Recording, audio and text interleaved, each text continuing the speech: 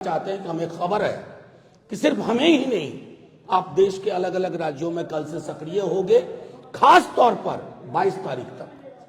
22 तारीख के बाद 10 दिन आप कुछ और करिएगा, लेकिन 22 तक आप इस कार्य को अंजाम देने जा रहे हैं। यात्रा पर रथ यात्रा निकलने वाला है। मैं यहाँ पर उपस्थित जेपी वर्मा जी का मैं विशेष तौर पर स्वागत करता हूँ। ये पूरा बिहार घूमकर भगवान राम के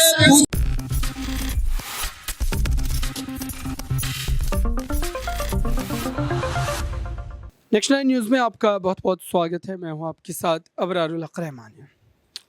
दर्शकों, बिहार में जो बीते 4-5 दिनों में राजनीतिक घटना घटी है, उसको लेकर के कई तरीक़े की बातें इस वक्त सियासी गलियारों में शुरू हो गई। क्या नीतीश कुमार जो है इस्तीफ़ा देने वाले हैं? क्या तेजस्वी यादव मुख्यमंत्री बनने वाले हैं? या फिर इंडिया गठबंधन को लेकर के यहाँ पर नीतीश कुमार की नाराज़गी अब खुल करके सामने आने शुरू हो गई है।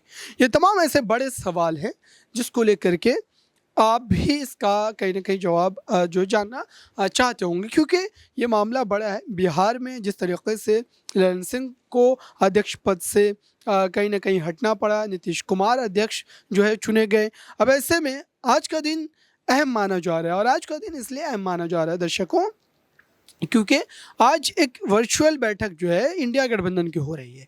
और दरअसल इस बैठक में उन तमाम मुख्य नेताओं की शिरकत भी होने वाली है जो इंडिया गठबंधन में शामिल है। और ऐसे में ये भी जो है सुर्खियां बन रही है कि क्या आखिरकार राम मंदिर के उद्घाटन को लेकर के ये बैठक की जा रही है कि इस पूरे जो है ड्यूरेशन में, जो आज से लेकर के राम मंदिर के उद्घाटन तक का जो समय है, क्या इस बीच कोई एक रणनीतिबद्ध तरीके से बयान देने से बचा जाएगा या फिर इस पूरे मामले पर कहीं ना कहीं एक नरमी अख्तियार की जाएगी? ये तमाम मुद्दे जो हैं इस समय देखने को मिल रहे हैं। और आज ये जो इंडिया गठबंधन की वर्चुअल बैठक हो रही है, दरअसल इस बैठक को लेकर के कई बातें भी कही जा रही है कि सीट शेयरिंग को लेकर के भी इस पूरे मामले पर जो है वो कहीं ना कहीं सहमति बनती हुई नजर आ सकती है। हालांकि सभी नेताओं की शिरकत करने की खबर नहीं है। जो चुनिंदा बड़े चेहरे हैं वो इस पूरे जो है बैठक का हिस्सा होंगे। अब ऐसे में अगर बिहार की तरफ हम रुख करें पूरे तौर पर, तो बिहार में जो नीतीश कुमार को लेकर के चर्चाएं चल रही है, क्या नीतीश कुमार एक बार फिर से पलटी मार सकते हैं? और इस पूरे मामले को लेकर के आरजेडी का पक्ष अपना अलग है, क्योंकि आरजेडी के सुप्रीमो लालू प्रसाद यादव का बिहार विधानसभा के अध्यक्ष से मुलाकात करने को लेकर के भी कई राजनीतिक मायने निकाले जा रहे हैं। ऐसे में आपको एक जो है रिपोर्ट दिखाते हैं। बिहार भाजपा के अध्यक्ष सम्राट चौधरी ने लवकुश यात्रा निकालकर इस पूरे मामले पर भी निशाना साधा है। देखिए इस रिपोर्ट को। होगी कौन से राम मर्यादा पुरुषोत्तम की प्राण प्रतिष्ठा कर रहे हो? कभी पढ़ा भी है कि राम का चरित्र क्या था? फिर आपको शर्म आएगी, आप खुद प्राण प्रतिष्ठा समारोह में नहीं जाओगे। संकल्पना क्या है? राम राज्य में ये नहीं हुआ करता था। अब बात करते हो राम राज्य की, और दूसरी तरफ कभी हेमंत सोरेन को उठा लो, तेजस्वी यादव को उठा लो, केजरीवाल साहब को उठा लो, भगवंत मान को उठा लो, अभिषेक बनर्जी को उठा लो, तमाम दलों के जो लोग बोले उनको उठा लो। उठा लो क्यों? 4 महीने निकल जाने दो, चुनाव हो जाने दो। तो अगर इस प्रकार से आपने सोचा है, तो आपके माध्यम से मैंने जानबूझ के आज ये प्रेस कॉन्फ्रेंस रखी है कि जो कोई भी अधिकारी पर्चा लेकर के कल से ही घूमने वाले हैं, सावधान हो जाए। इस तरह की राजनीति का उपकरण आप बन रहे हैं, इंस्ट्रूमेंट बन रहे हैं, बीजेपी के हाथ में, बीजेपी के दफ्तर से गाइडेड हो रहे हैं। आप फिर जानते नहीं इन दलों के चरित्र को। खास तौर पर मैं अपने दल की बात करूंगा। हमारी जिंदगी का, इस दल की जिंदगी का एक बड़ा हिस्सा बीजेपी को उसकी हैसियत बताने में गई है, और हम हैसियत बताने की राजनीति करते रहेंगे, क्योंकि हमारे एक हाथ में बाबा साहब का संविधान है और दूसरे हाथ में लोहिया जेपी कर्पूरी का एक समता मूलक समाज की उनकी प्रस्थापना है। और उसमें अगर आप सोचोगे ईडी, आईटी, सीबीआई समन भेज करके, ये भेज करके, कुकअप करके, किसी भी तरह के स्टोरी डाल करके सिर्फ उलझाने के लिए उस राजनीति को विराम दो। इसे प्रेस कॉन्फ्रेंस के तो आपने देखा दर्शकों, दरअसल सम्राट चौधरी जो है इस पूरे मुद्दे पर उस तरीके से अपने पक्ष को तो रखते नजर आए, लेकिन उनके निशाने पर जो नीतीश कुमार दिखने चाहिए थे वो नहीं नजर आए।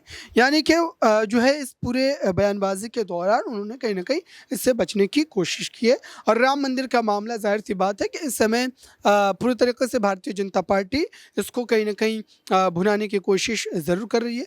राम मंदिर वाले मामले पर भाजपा को पहले भी राजनीतिक फ़ायदा मिलता रहा है और आने वाले दिनों में भी मिलता रहेगा।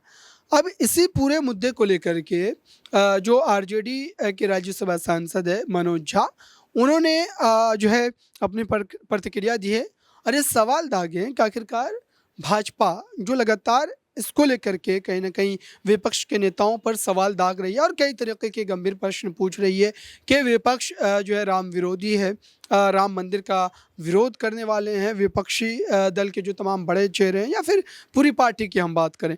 लेकिन इस पूरे मामले पर उन्होंने खुद भाजपा से कई सवाल पूछ लिए हैं और इस पूरे बयान के दौरान उन्होंने भाजपा को आड़े हाथों भी लिया है। देखिए इनके जो इस पूरे बयान को सुनिए और समझिए कि आखिरकार मनोज झा के इस बयान के बाद क्या वाकई राम मंदिर वाले मामले में एक नई गर्माहट जो है वो देखने को मिल सकती है। लवकुश समाज बिहार के द्वारा आज लवकुश यात्रा पर रथ यात्रा निकलने वाला है। मैं यहाँ पर उपस्थित जेपी वर्मा जी का मैं विशेष तौर पर स्वागत करता हूँ। ये पूरा बिहार घूमकर भगवान राम के पूजा के लिए जाने वाले हैं। इसलिए आज लवकुश रथ यात्रा के माध्यम से पूरे बिहार में एक एक जिला जाकर जो 450 वर्षों से इस देश के लोग अब राम मंदिर का इंतजार कर रहे थे, हम देश के यशस्वी प्रधानमंत्री जी को इस मंच के माध्यम से विशेष तौर पर धन्यवाद देना चाहते हैं कि 450 वर्षों के बाद भव्य राम मंदिर 22 तारीख को स्थापित होने वाला है। इसलिए इस मंच पर उपस्थित हमारे नेता विरोधी दल आदरणीय हरीश सहनी जी, आदरणीय नेता हमारे नंदकिशोर यादव जी, हमारे नेता आदरणीय प्रेम कुमार जी और इस पूरे कार्यक्रम का जिनके रूपरेखा में जिनके नेतृत्व में पूरे बिहार में यात्रा होगा आदरणीय जेपी वर्मा जी।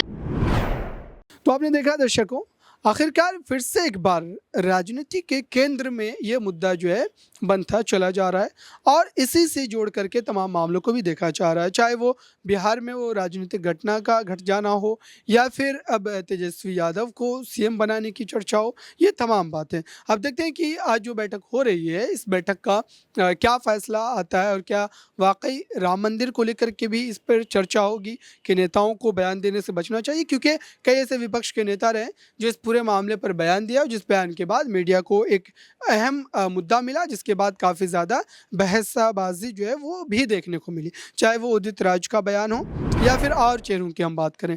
फिलहाल देखते हैं कि आज की बैठक का एक अहम फैसला क्या देखने को मिलता है। इस खास रिपोर्ट में इतना ही। जुड़े रहें बड़ी खबरों के लिए नेक्स्ट 9 न्यूज़ के साथ।